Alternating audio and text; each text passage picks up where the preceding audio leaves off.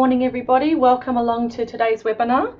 I would like to firstly acknowledge the traditional custodians of the land that we are on today here for the ECU. We're on Whadjuk Noongar land, and pay our respects to elders past and present and future.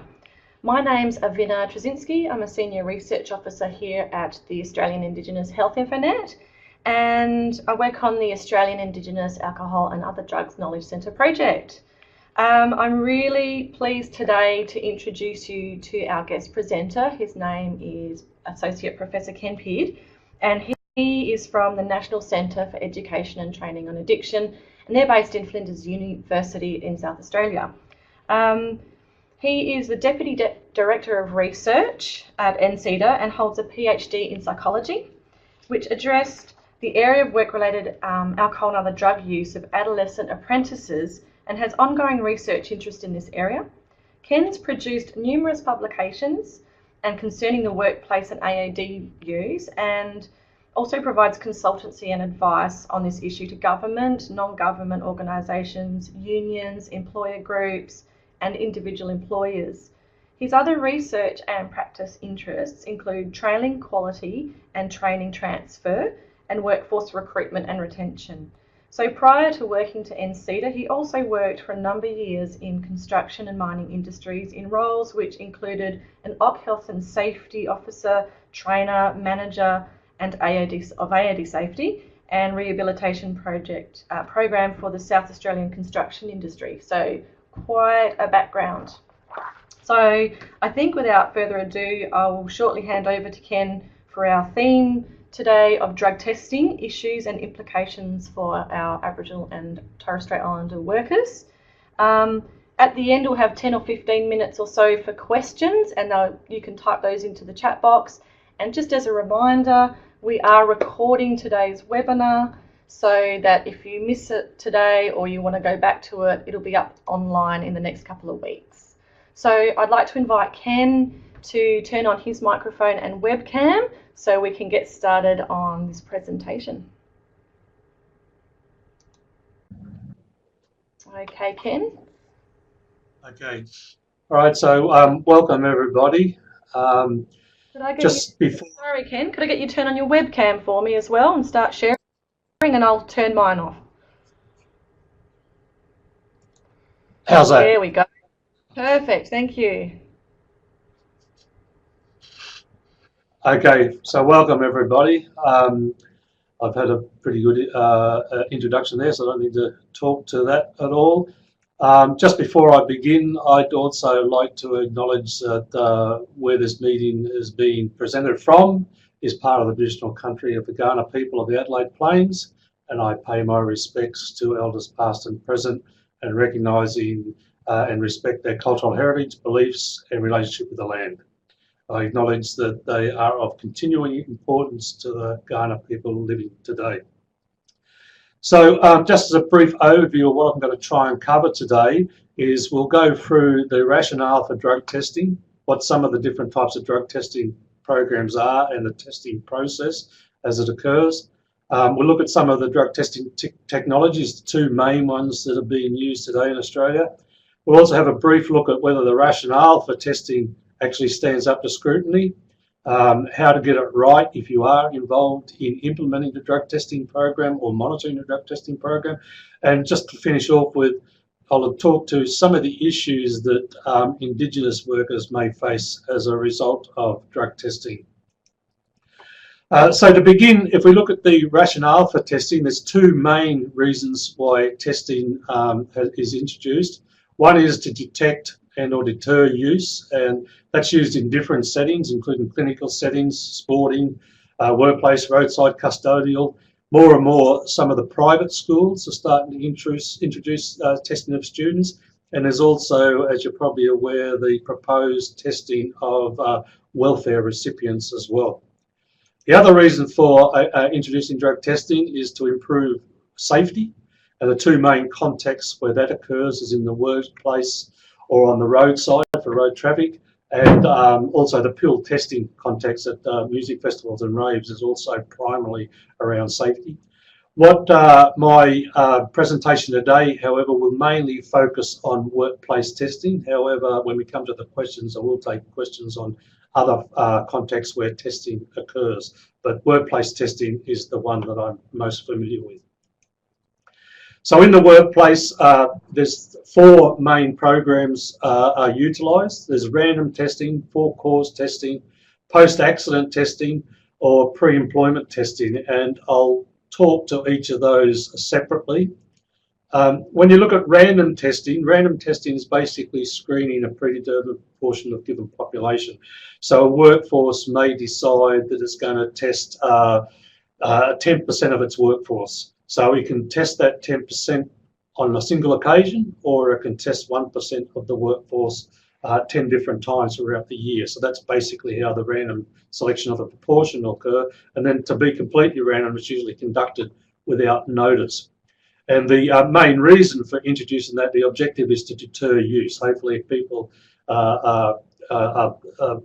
believe they're going to be tested, that in some way that might lead them to reducing their use. The limitations of that is it's in reality, it's very inefficient for detecting use. In any random testing program, only a very small proportion of occasional drug use is likely to be detected. Okay, so if you think about my example of testing 10% of your workforce over a 12-month period, 90% of the workforce is not going to be detected. So the chances of being detected are relatively low. And that's one of the reasons why it's very inefficient if you're doing that. And there's also what we call the gambler's fallacy, where people who if they've received a positive test, they somehow think that they're unlikely to be tested again, where in actual fact, statistical odds are they're just as likely as anyone else to be tested on a second time if it's a proper random test. Then we have the for-cause or targeted testing. That basically occurs when an individual is suspected of drug use, or if the individual is being monitored for drug use. So that may be if a person's behaviour in the workplace is such that people think that they may have a problem with drugs or alcohol, they'll test them, or if they've already been in breach of the workplace policy and they're returning to work, sometimes those employees will be monitored over a period of time when they return to work to see whether their drug use has ceased. The main objective here is to detect use, not necessarily deter it, but detect if the person has been using. And again, that has its limitations, because the basic limitation is its accurate depends on how accurate the person is identifying a person who may be having drug and alcohol issues. So if you're not able to detect a person who is using, then it's unlikely to be very efficient in deterring or detecting use, because you're not detecting the individual. And of course, it also relies on the accuracy of any test technology utilised. With on-site testing, while a lot of the manufacturers will claim a 99% accuracy rate, the accuracy rate is usually much, much lower than that. The other testing program common in the workplace is post-accident or post-incident testing. And that involves screening people who have been involved in either an accident or a near miss. And again, the objective is to detect use. And again, that depends on the accuracy of the technology, plus also the timeliness of the test. It's not much use if a person is seriously injured and that you're unable to test them. It's not much use testing them 24 hours after the test. The test has to be conducted relatively quickly after the event. The limitations to that, of course, is that it cannot determine if drug use played a causal role.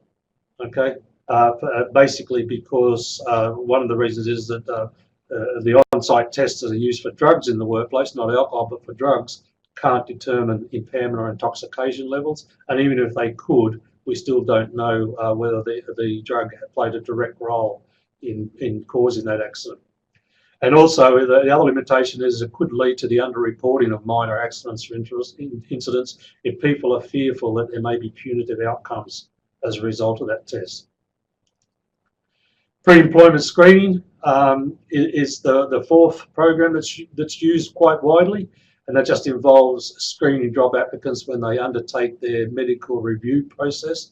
And again, here the objective is to detect past drug use, and again, that detection is reliant on how accurate the test is.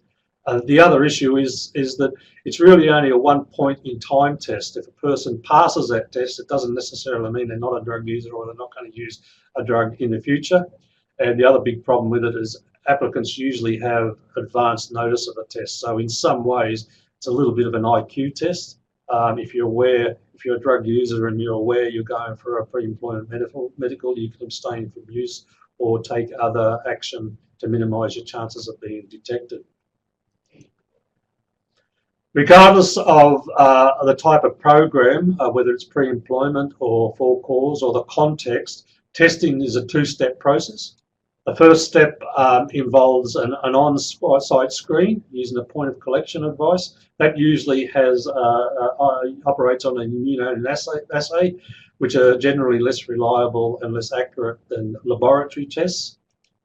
And then subsequent step is laboratory analysis to confirm whether any on-site positive screen is actually positive, and that involves sending it to a laboratory for a much more reliable and accurate mass spectrometry test.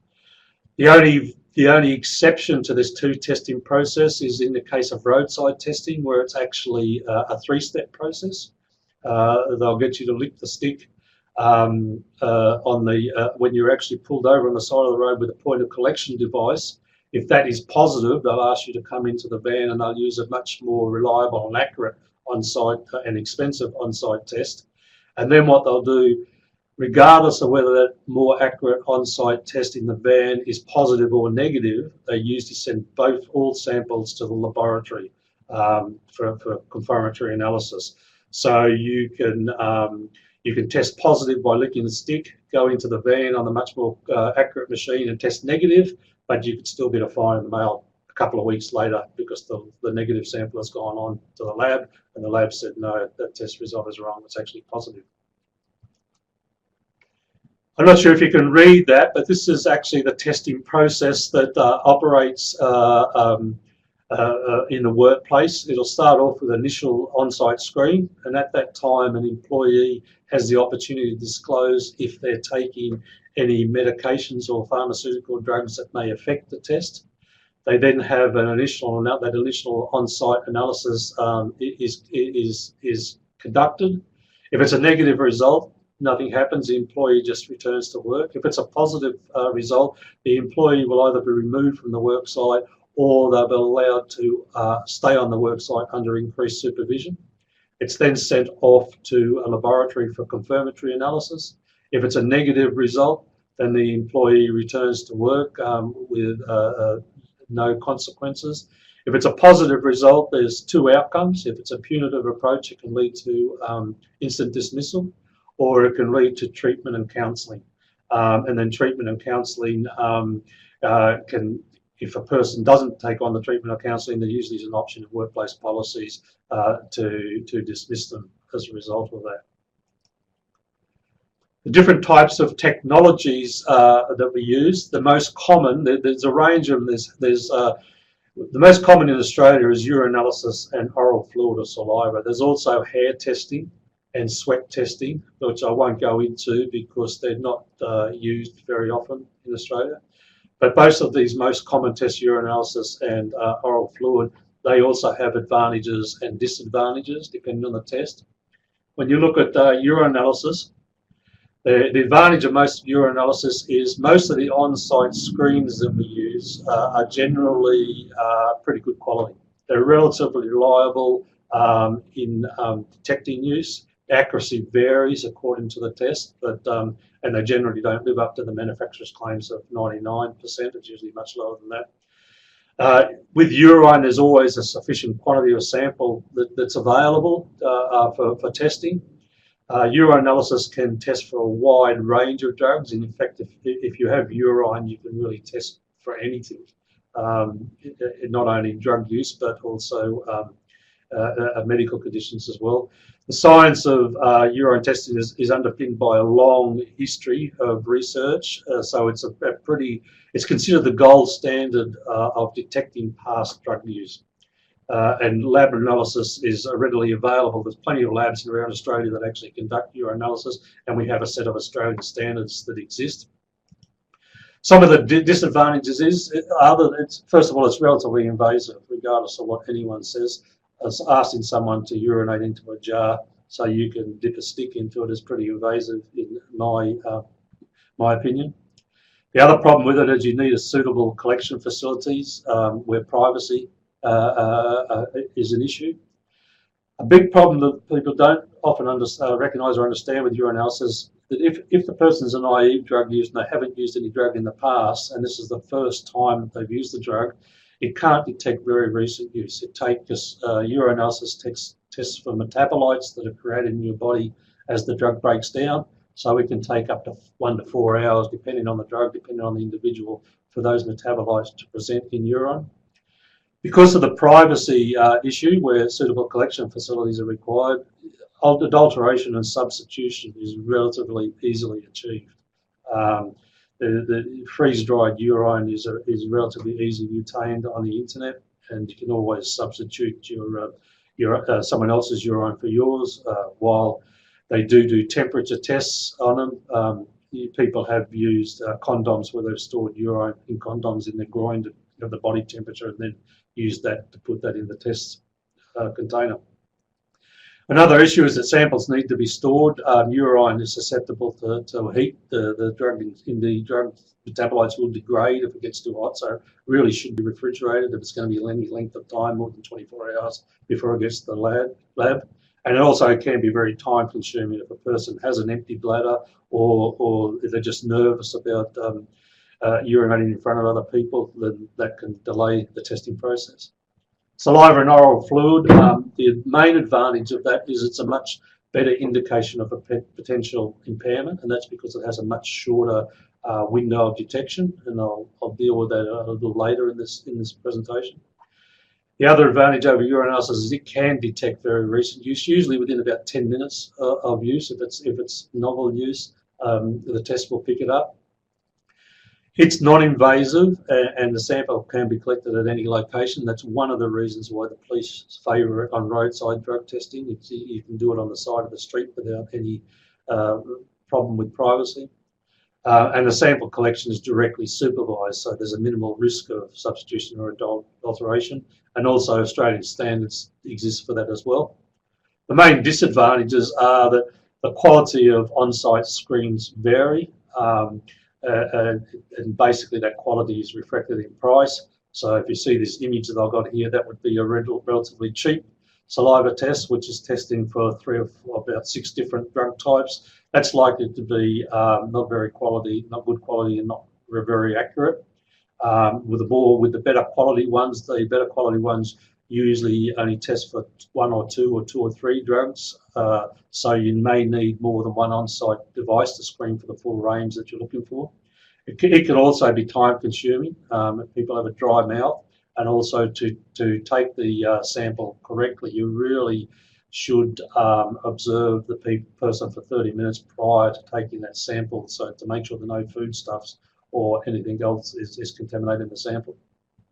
Some screening devices are less able to detect benzodiazepines, and at the moment there's an issue with Australian standards for the on-site devices. The standards are currently under review, so that's a bit of an issue because at the moment there's no firm standard to follow in relation to on-site testing.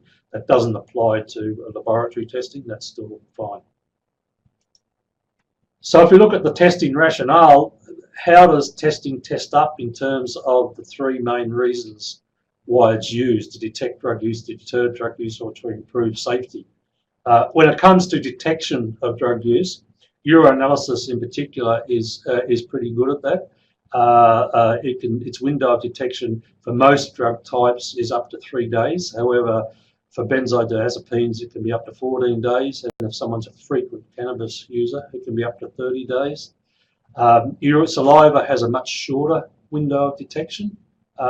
It's up to usually 36 to 48 hours, depending on the drug type. And going back to my other point about safety, This is where saliva and oral fluid is a much better indicator because it's more likely to indicate potential impairment because the drug use has occurred within the last 48 hours, where if someone's drug use has occurred up to 4 days, it's often long after any intoxication or post-intoxication effects have worn off. The other thing about detection is that while urinalysis is a very, very good one for detecting past use and very reliable, it's not very good for detecting use, as I said before, in that first 4 hours, where saliva, oral fluid is much better in that shorter window of detection.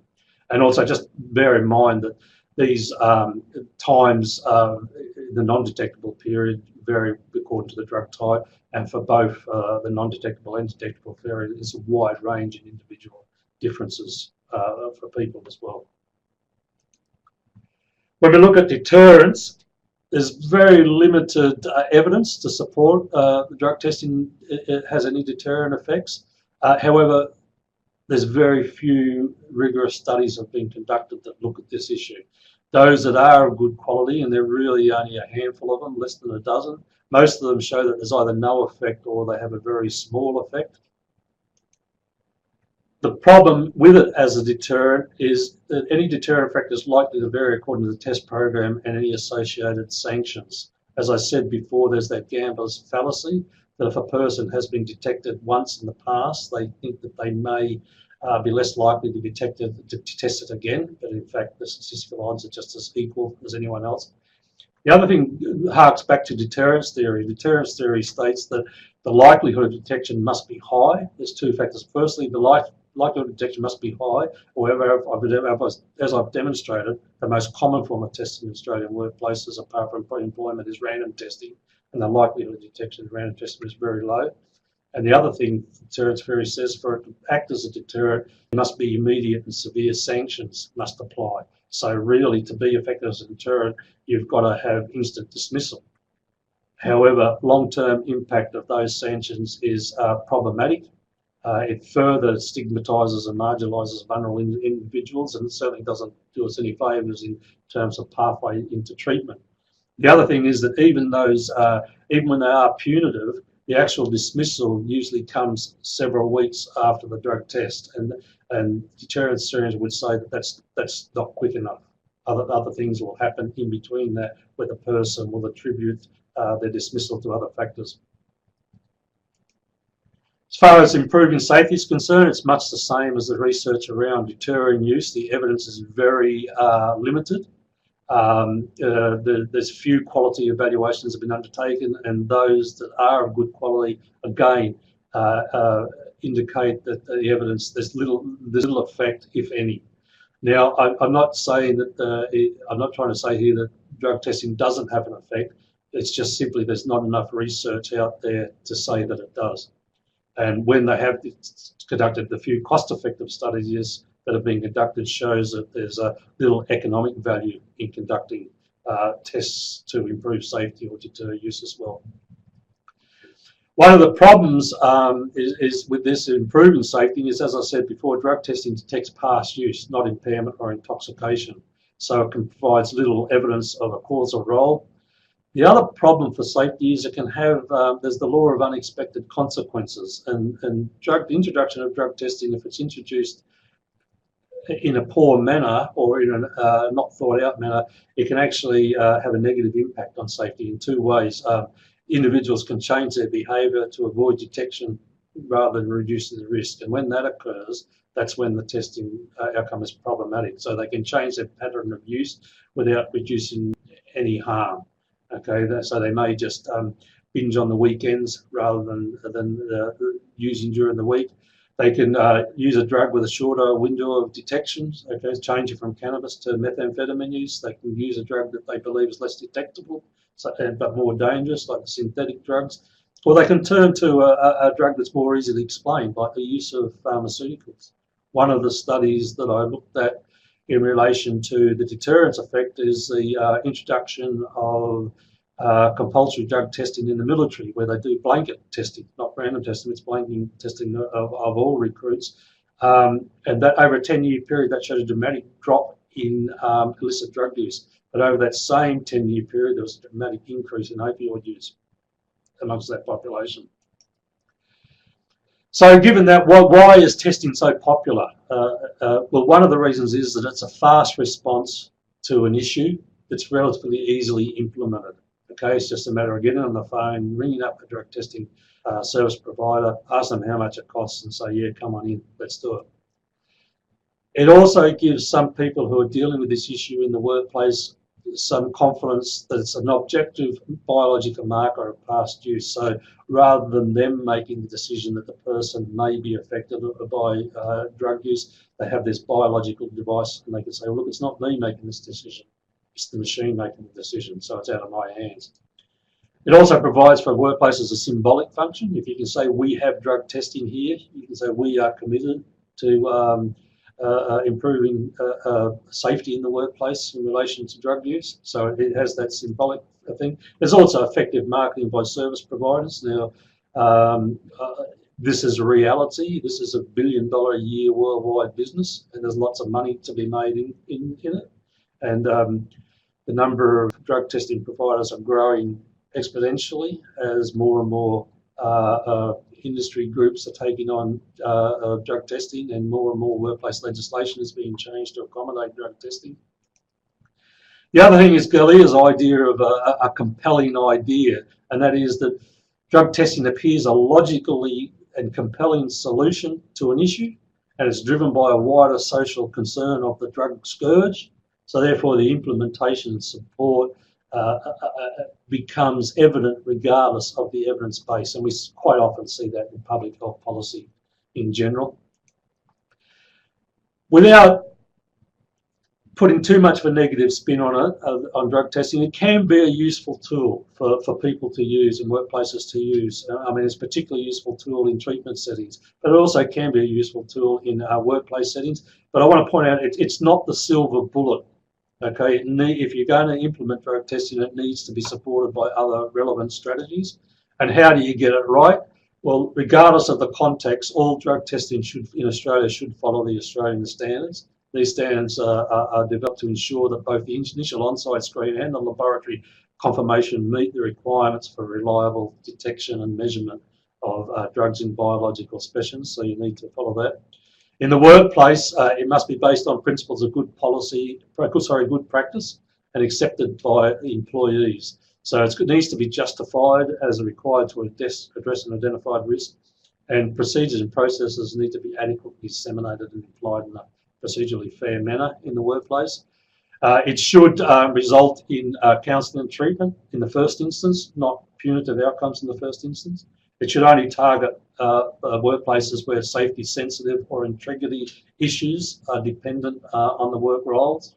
For example, the reason why you do it in the workplace in general is for safety, high risk safety industries, but in the police force, for example, you might want to do it or for integrity reasons. You don't want police engaging in illicit drug use.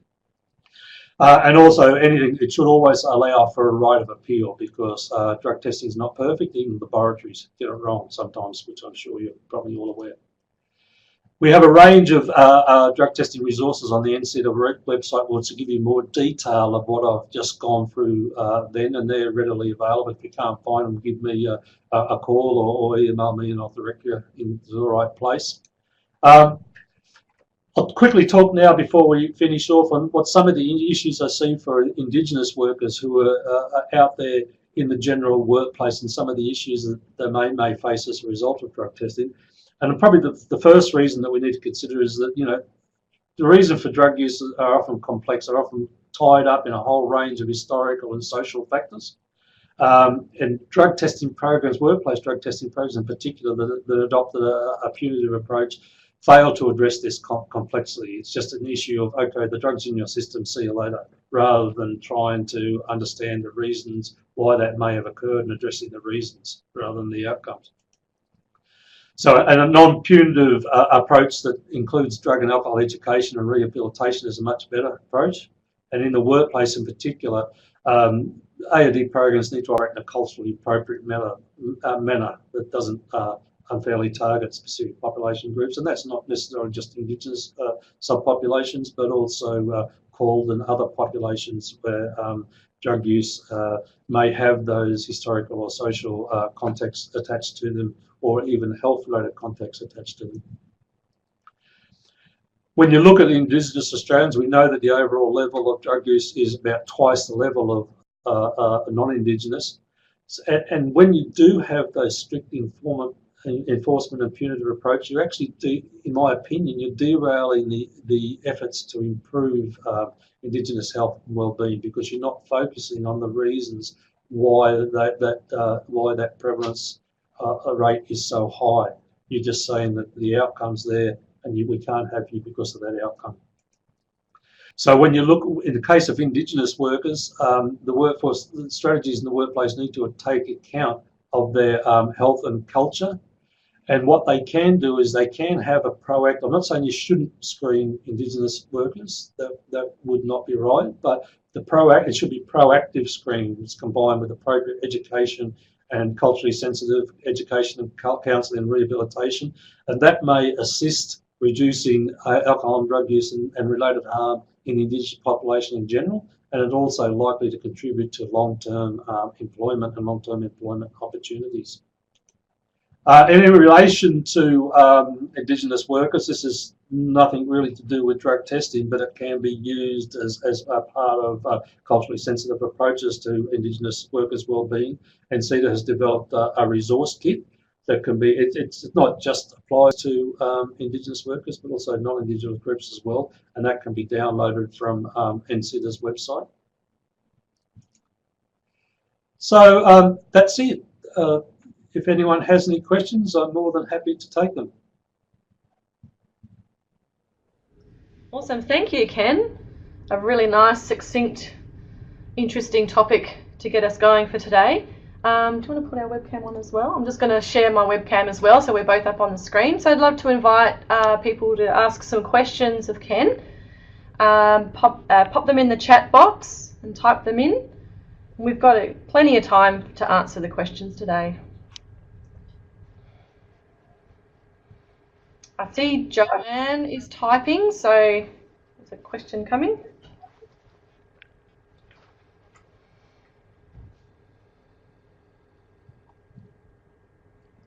Joanne says, is it possible to have a false positive result with some drugs? Yes. It all boils down again to the accuracy and reliability of the test result.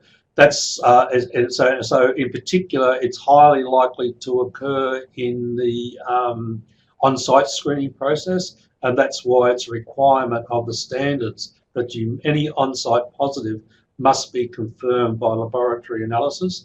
But even then, once again, laboratories can also make mistakes. They're subject to human error. If you think back to the recent things around cervical cancer, where people were misinformed by the test results weren't accurate. Yeah, it's less likely in the laboratory thing, but it's not totally impossible. Okay, thank you.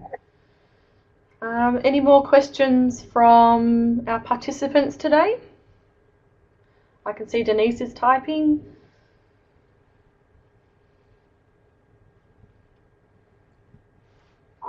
Thank you, Joe, for that question, by the way. Ken, Denise says here, would drug testing for parolees then be pretty ineffective?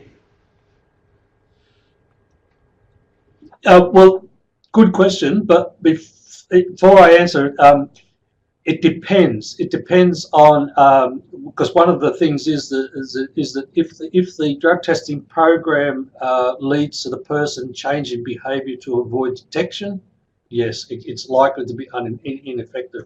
However, if they're using urine screening and it's properly supervised, it's likely to be able to detect the use. It depends on how well it's supervised and how easy it is for the person to substitute. The standards do actually state that that you can actually physically observe the specimen being passed into the jar. That usually doesn't occur in the workplace. But it could occur in a medical setting if parolees are doing it in a medical setting.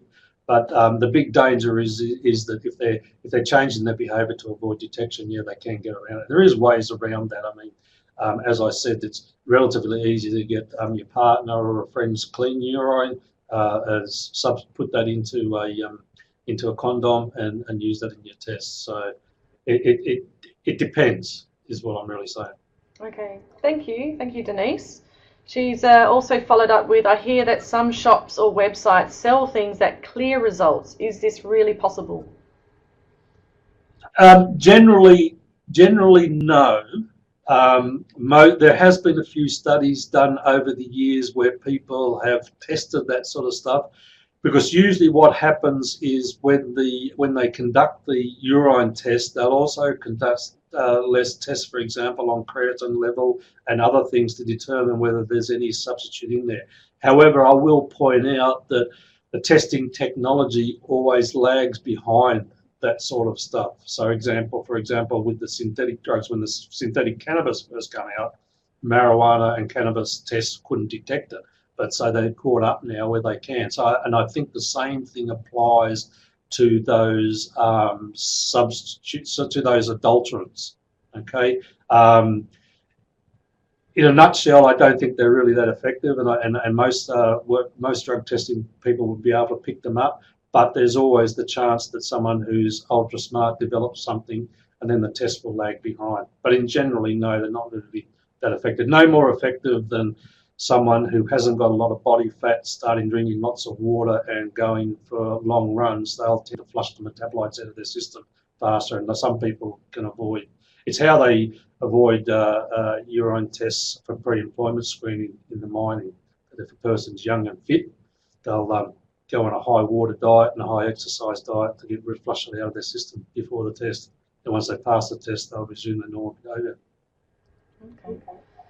I just wanted to let people know too, Ken, is it okay if we make the slides available for people after this presentation? Yeah, sure, no problems at all. And if anyone has a question that they don't think of now, but later on they think, oh, why didn't I ask that, then by all means just drop me an email and I'll try and answer it as best I can. That's great. Yeah, so I've popped our contact details up there for Ken's email and also our Knowledge Centre email. We'll be putting the recording up as soon as we can over the next couple of weeks on our YouTube channel. Was there any other questions while we have Ken here? If you could type it into the chat box. I'll just give you another couple of minutes.